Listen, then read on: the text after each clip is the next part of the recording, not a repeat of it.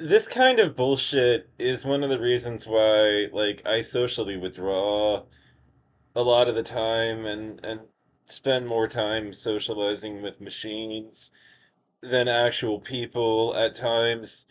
I mean, a post went up, and if you want like more context than this, it was just a post that it was talking about how the average date in the United States has risen to like about $198 and everything, and everyone was, talking about things, and they were talking about the way that they could do it cheaper and everything, and how that was just a kind of where are these people going on these dates and everything, was being brought up as a question because they all knew how to do it cheaper.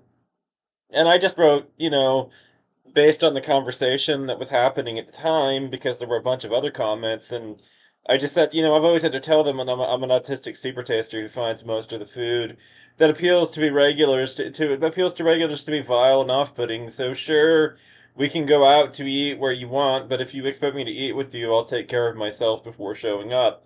Like, sure, I don't have a problem, like on a date feeding somebody, but don't expect me to eat with them. And then she's like, just tell them you have allergies. All the negative input it isn't needed, especially when the woman is hungry. We don't like to hear about you throwing up. Like that's good. Like grow up. That's nasty. You're gonna tell your date you have to go potty too. Strange. Keep the bathroom habits to yourself during a conversation about food.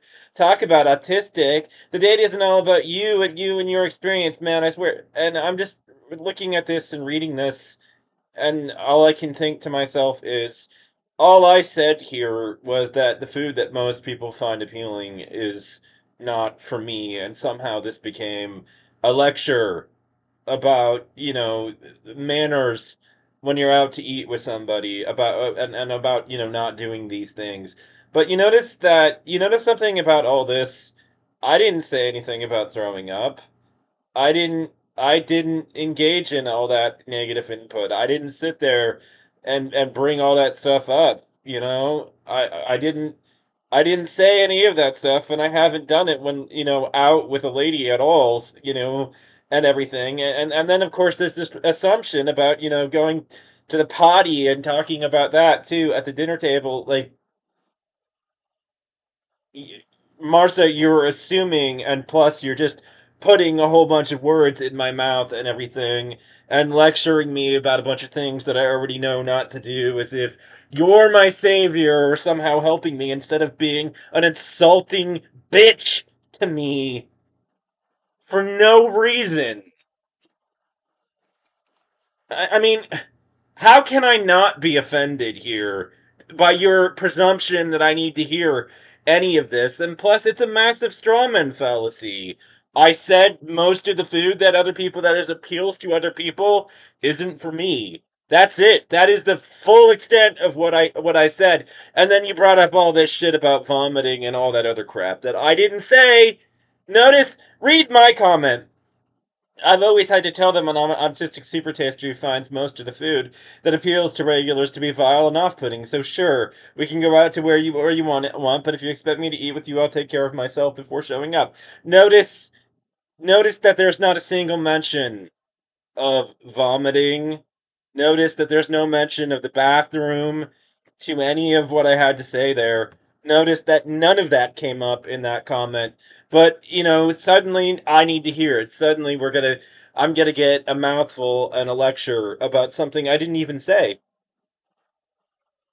Marcia, I think that you are rhetorically very weak.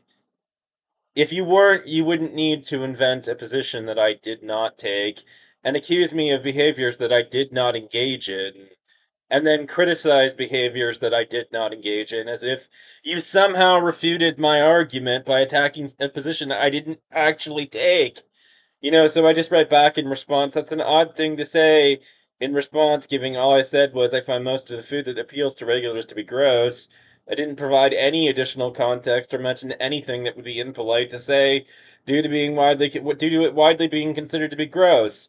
But I'm not sure if you have a reading comprehension issue or something, but words are being inserted into my mouth that I didn't say. You're the one mentioning all these things that it's impolite to mention.